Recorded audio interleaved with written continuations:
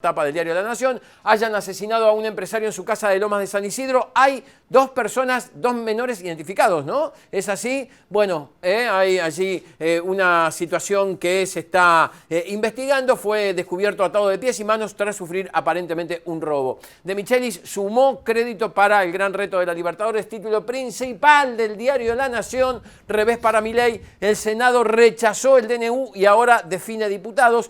42-25. Perdió por goleada, te diría, en una sesión caliente. El decreto aún se mantiene vigente, pero el oficialismo depende de que no prospere la negociación en la Cámara Baja. Enojo y duras críticas en la Casa Rosada. Bueno, allí está la foto principal. Dejamos ahí porque si no, no nos vamos a comunicar más con Silvana. ¿Qué pasó, Varela? A ver, ¿me cuenta usted que sabe más que yo? Para mí pasó lo que tenía que pasar. Yo creo que lo hemos dicho desde el día número uno. El DNU era absolutamente inconstitucional. No lo decíamos nosotros, lo decían los principales constitucionalistas del país, más allá de las chicanas de Luis Juez, a quien le parezca, a quien quizá le parece poco importante si es constitucional o no. Me parece que para mí lo más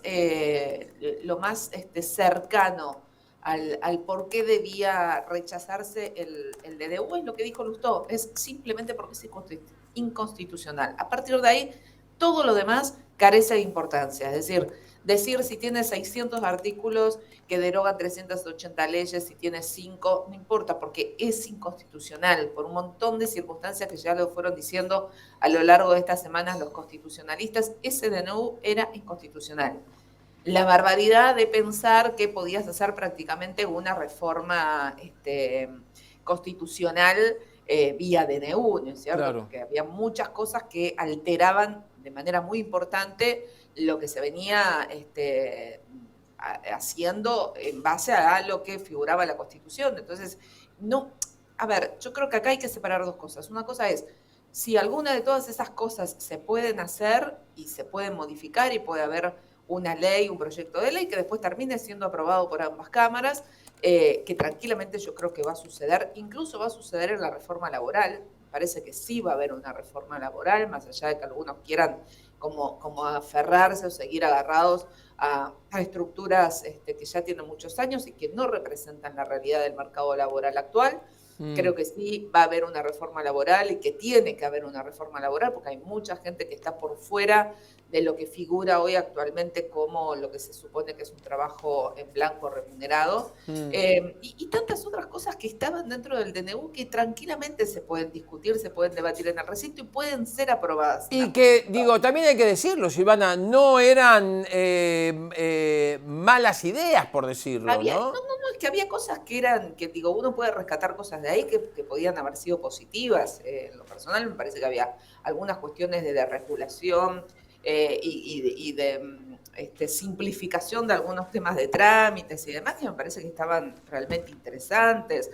No recuerdo ya si en el DDU o en la ley Ómnibus estaba, por ejemplo, todo el tema de los registros de los automotores. Me parece que había cosas, e insisto, incluso si vas al corazón más importante por ahí que tenía en algunos aspectos el DNU, que tenía que ver con la reforma laboral, me parece que hay cosas que hay que debatirlas y que tienen que ser discutidas en el recinto.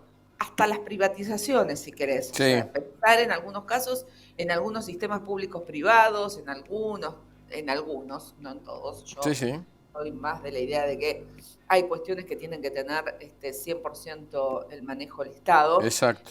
Pero bueno, hay otras cosas que se pueden discutir y que no está mal que exista una conjunción público-privada, siempre y cuando no sea para satisfacer solamente el tema del déficit cero y pensar en función de eso en la dolarización, ¿no? Claro. Que me parece que para mí sigue siendo el único gran objetivo de este gobierno, es ir hacia la dolarización y aparte no lo ocultan, digo, déficit cero y dolarización a como de lugar.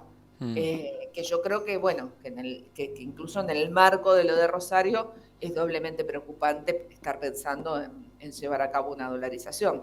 Pero me parece que, digo, a ver, tiró de la cuerdita. Por un lado pasó lo que tenía que pasar, porque insisto, me parece que era totalmente inconstitucional este DNU de esta manera. Sí, y era más un capricho también, ¿no? Sí, Digo totalmente. que... No, bueno, a ver, yo no sé si fue un capricho o fue el decir, ya que gané de esta manera y porque sé que son leyes que quizás después negociándolas me cueste un montón, porque, a ver, no nos olvidemos una cosa, porque él siempre se ampara, cuando digo él me refiero al presidente, Sí, siempre se ampara en yo gané con el 56%, entonces el claro, 56% del país dice que yo estoy habilitado para hacer esto. Bueno, claro, primero, es el 56% de los que fueron a votar, que no es sí, el 56% del país. bien, En segundo lugar, no tienen que olvidarse que los legisladores también fueron votados. claro, Fueron votados en octubre, donde no hubo mayoría de claro, la Libertad Avanza en qué esos votos. interesante. Por el contrario, la mayoría de esos votos lo tuvo el peronismo, como quieras llamarle. Mm, Después estuvo la Libertad Avanza, ujú. cerca del 30%, y estuvo 23% cambiamos, Juntos por el Cambio con el 23%. sí, Entonces, digo, me parece que también hay que darle la entidad que corresponde al voto de los legisladores, porque claro. los legisladores fueron elegidos por el voto popular para tener un mandato en función de las ideas que cada uno de esos espacios promocionaba. Bueno, y para defender, obviamente, a Las sus ideas de propios cada uno de votantes, esos ¿no? espacios, Claro, exacto, claro, representan las ideas de esos espacios claro, y para eso lo eligieron o lo votaron sus votantes. claro. Yo no estoy de acuerdo con esa frase que dicen algunos, bueno, a ellos los votaron para gobernar, a nosotros nos votaron para hacer oposición. No, a nadie lo votan para hacer oposición, excepto que sepas muy, muy de antemano que esa persona, no sé, que ese espacio político va a perder. Claro, Entonces, decís, bueno, está bien, yo sé que va a perder, pero quiero estos representantes dentro de la Cámara porque sé que van a llevar una voz que si no, no tendrían otros. Por ejemplo, los diputados de izquierda, que, digamos, históricamente todos sabemos que tienen un muy bajo porcentaje de votos en la sí, elección ejecutiva, pero que sin embargo quienes promueven o quienes comulgan con las ideas de esos diputados o de ese espacio de la izquierda argentina quieren tener a sus representantes dentro de la Cámara porque saben que va a haber debates o discusiones que van a llevar ellos y que no los llevarían otros diputados o que van a tener posiciones frente a los debates de otros diputados que no lo tendrían si no estuvieran ellos. claro. Pero después, cuando hablas de grandes partidos o de partidos grandes, nadie vota a esos partidos pensando que va a perder o eligiéndolos para hacer oposición. Los votan con la esperanza de que sean gobierno y que gestionen de acuerdo a lo que prometieron para esa gestión. Por ende, si pierden, las ideas tienen que seguir siendo las mismas. Digo, no puede pasar que uno que perdió diga, bueno, porque perdí, entonces yo ahora me convierto a pensar como piensa el que ganó. Bueno, a veces lo hacen y lo hacen por otros intereses, pero digo, si vamos a hablar de lo que se supone que tienen que representar como su base de votantes y Mm, las ideas con las que fueron votados, bueno, claramente no son las mismas que el que ganó, si no hubiesen estado juntos de entrada. Entonces, digo, primero, yo creo que esto está claro, que ninguno de los legisladores que no votó a favor de el proyecto del oficialismo es por eso una rata o un traidor. O sea, defiende las ideas para las que fueron votados. Después me parece que de todos modos los memes que circularon y que la imagen triste imagen que compartió el propio presidente, creo que igual está más apuntada hacia los gobernadores que él pensó que le iban a ser aliados y por ende a los legisladores de esas provincias que a los legisladores de la sí, oposición, del peronismo, tengo, etcétera, eh, etcétera, ¿no? claro, tengo un miedito importante porque tanto Milei, que mandó a la oficina del presidente a decir, digo, me pareció una extorsión nuevamente, al final cuando dice el pacto de mayo va a estar atado a una circunstancia de los gobernadores. Habló Villarruel también, dijo que ella de ninguna manera era o iba a ser como Cristina. Digo, hay cuestiones para analizar del comportamiento casi, yo insisto con la palabra, caprichoso o chiquilino, si querés, como dicen los uruguayos, de algunos funcionarios. Furioso y furibundo ataque que tuvo durante todo el día de los trolls del oficialismo, acusándola por haber habilitado el debate del DNU, que quizás, bueno, muchos de ellos no sepan o no quieran entender que ese debate era inevitable, porque digo, no necesitaba solamente ponerlo ella en la orden del día, sino que con los votos suficientes podía haberse tratado también sobre tablas a pedido de los senadores. O sea que la realidad es que no iban a poder evitar que se tratara. Pero bueno, el hecho de que ella lo hubiese incluido en la orden del día, obviamente significó de alguna manera como una patadita a los tobillos del gobierno, que se suponía que estaba tratando de articular algunas alianzas o algunos acuerdos para tratar de evitar el rechazo en la Cámara Alta. Y me parece que en definitiva lo que estaba tratando de hacer también era ganar tiempo, ¿no? Que fue lo que dijimos que intentó con el discurso de la apertura de las sesiones ordinarias, pateando todo para este supuesto acuerdo, posible acuerdo de los 10 puntos del 25 de mayo, que, como vos decías, pende cada vez más de un hilo. ¿Pero por qué? Porque en realidad él pensó o creyó que la gente entendía que, bueno, se había logrado poner calma y extender todo hasta el 25 de mayo, y en el mientras tanto seguir haciendo lo que necesitaba hacer para llegar, insisto, con el tema de la economía, como ellos quieren llegar, que es lo único que los obsesiona. Ni siquiera han completado cargos en el Estado, es decir, hay un montón de huecos y de cosas que no se resuelven porque no hay gente nombrada, porque nadie tiene firma, porque no se completaron los esquemas suficientes. ¿Pero por qué? Porque todo es solamente pensar en el déficit cero, solamente pensar en el achicar los gastos a como dé lugar. Claro. Tenés una parálisis del Estado en un montón de aspectos, en un montón de sectores, que es realmente muy preocupante. Pero bueno, en el mientras tanto, yo creo que Caputo, Milei pensaban que con esto extendían los plazos hasta el 25 de mayo, y 2 meses es un montón de tiempo para algunas cosas, y además, sobre todo, con la herramienta del DNU, porque no nos olvidemos que el DNU, entre otras cosas, le permitía, por ejemplo, hacer lo que hizo con TELAM, hacer lo que quiere hacer con el INCA, hacer lo que hizo con el INADI, es decir, con el DNU vigente, hay algunos lugares a los que puede meter mano sin tener que pasar por el Congreso, sin tener que hacer las cosas de otra manera. Seguro. Entonces, lo que necesitaban, me parece, justamente es eso, que también, digamos, el DNU sigue vigente, es decir, ayer solo tuvo media sanción de rechazo. Esto tiene que pasar por la Cámara de Diputados, va a ser girado a la Cámara de Diputados, seguramente ya lo fue. No hay un plazo determinado, específico, máximo en el cual tenga que ser tratado. Tienen que convocarse los diputados en una sesión, que seguramente habrá presiones para que Martín Menem llame a sesión rápidamente y presiones para que no lo haga.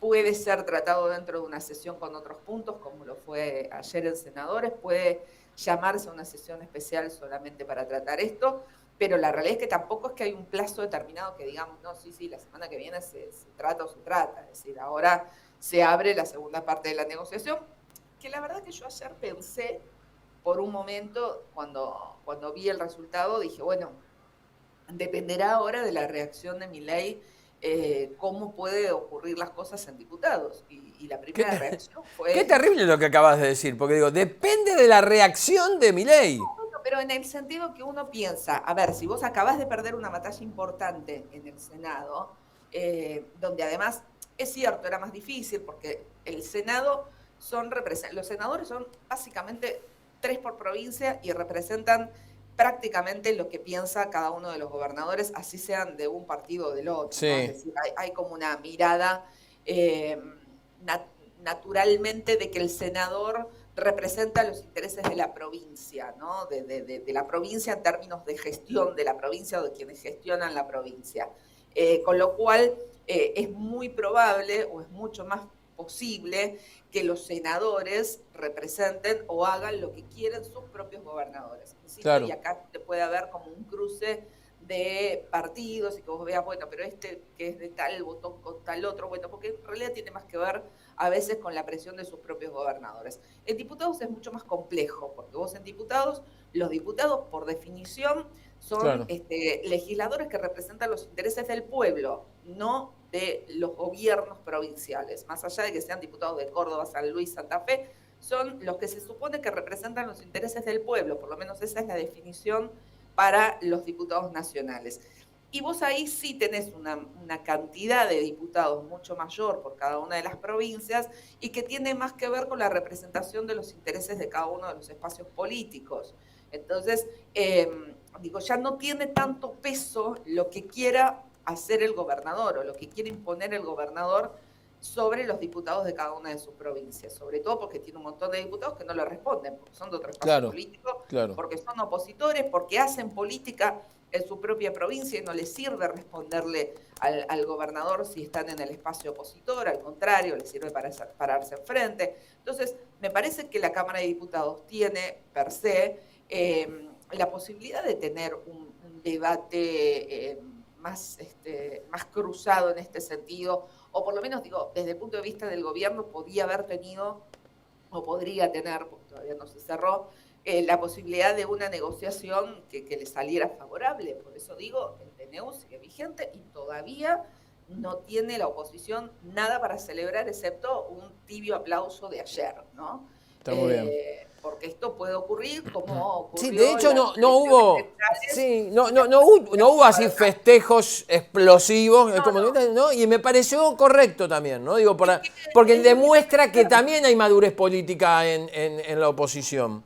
Por supuesto, es que además me parece que aprendieron de los golpes, ¿no? Digo, de celebrar un triunfo que lo dejó a 3 puntos de ganar en primera vuelta a perder por 11 en el balotaje. Me parece que aprendieron en ese sentido, que las negociaciones siguen abiertas y que además saben que en diputados puede pasar esto que te digo, que es todavía mucho más posible que el gobierno tenga lugares Claro. por donde negociar. Ahora, digo, yo no imagino salir a negociar después de que publicaste una imagen donde tratás de ratas a lo que no votás Sí, como claro, vos claro. querés, ¿no? Es como Claro. medio contradictorio en ese sentido, digo, qué sé yo. Bueno, igual estamos como ante una manera nueva y difícil a veces de analizar, de hacer política, ¿no? Sí. Nunca vimos esto y los resultados son impredecibles porque justamente es nuevo. Entonces uno no imagina cómo termina de salir. Pero Seguramente. a la par de que se hablaba de esto y a la par de que estaba esta cuestión en debate, digo, se filtró ayer que la posible, que puede volver el tema del impuesto a las ganancias, que los gobernadores también quieren que vuelva el impuesto a las ganancias, porque hay que decirlo, los financiaron a ellos, Sí. con la promesa de que se iban a financiar desde otro lugar, hecha por Sergio Massa, en un esquema pensado por Sergio Massa en el caso de ganar, Claro. que bueno, no es el mismo esquema que persigue Javier Milei, con lo cual esa posible devolución de lo que perdían por un lado, devolverlo por el otro, tampoco está existiendo. Entonces, Claro, por eso digo, también hay que aclarar, esto de aclarar. Los gobernadores quieren el impuesto a las ganancias. En realidad lo que quieren es la participación o la coparticipación de lo que les tocaba del impuesto a las ganancias, ¿no? Sí, lo que quieren es recuperar, Claro. en términos económicos, el dinero que Exactamente. reciben por el impuesto a las ganancias y que obviamente no lo están recibiendo en este momento. Seguramente. Sea con la herramienta que sea. Más había pensado alguna herramienta digamos, de compensación por lo que habían perdido por no tener más el impuesto a las ganancias, pero no son herramientas de compensación que tenga pensado darles Javier Milei, que tenía que ver con la coparticipación de otros impuestos, con lo cual dicen los gobernadores, bueno, si no me vas a dar esto, devolveme aquello. Ahora, ¿cuál es el tema? Incluso, digo, acá hay todo un debate ideológico sobre lo que es el impuesto a las ganancias. Media biblioteca te dice no corresponde porque estamos hablando de un impuesto al salario, el salario no es ganancia, y otra media biblioteca te va a decir, bueno, pero en el mundo está visto como uno de los impuestos más progresivos frente a otros que son mucho más recesivos, como por ejemplo Claro. el IVA, que lo pagan los que tienen mucho y los que tienen poco, y los que tienen poco les impacta todavía más que los que tienen mucho porque lo tenés muy presente en los alimentos. Claro. Entonces, digo, en ese sentido puede haber un debate filosófico, ideológico respecto de si corresponde o no.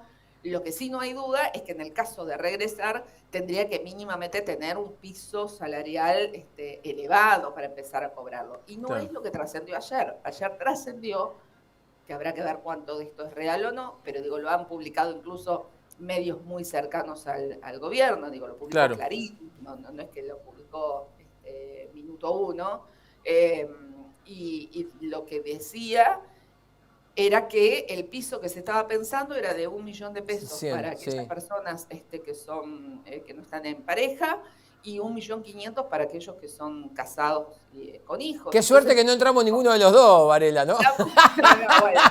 bueno, pero digo, en cuanto haya una recomposición salarial, sí, tal cual, debería haberla, van a ser muchísimos los que entren. Al 1.000.000 de pesos, por lo menos, van a ser muchísimos los que entren. Y acá me parece que va a tener un serio problema porque esto impacta de lleno, es como una trompada a la boca del estómago de la clase media. Y ahí es donde empieza a tener problemas. Me parece que hasta ahora no había, hasta ahora todo se viene recargando de alguna manera más sobre la clase media que sobre otros sectores, más allá que uno diga, che, pero mirá, hay gente que ya no tiene ni para comer y falta la ayuda de los comedores, etcétera, etcétera. Pero son sectores que todavía tienen algún tipo de herramienta.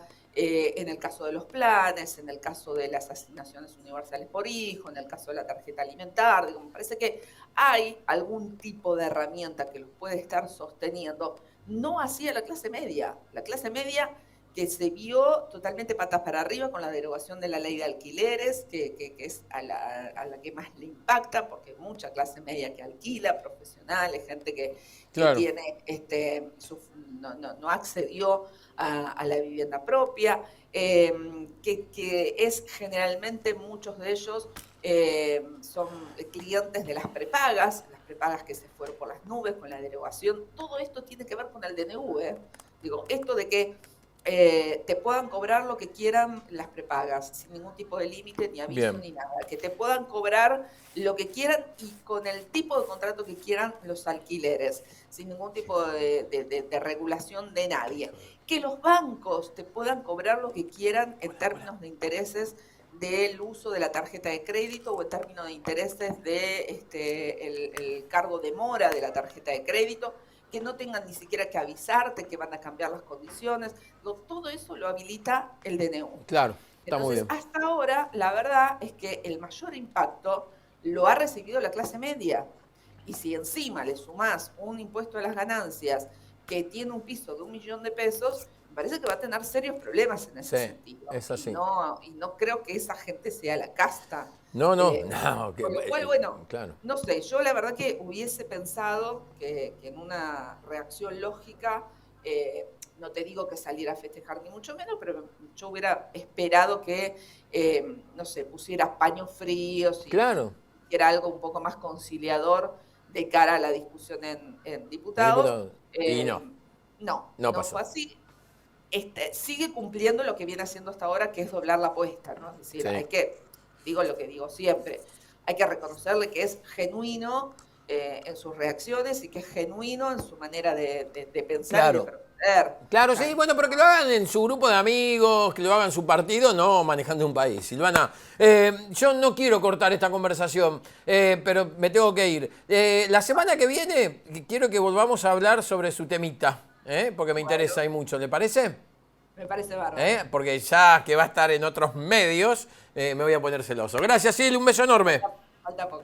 Chau, corazón. Sí, por eso quiero hablar con vos ese tema. Te mando un beso.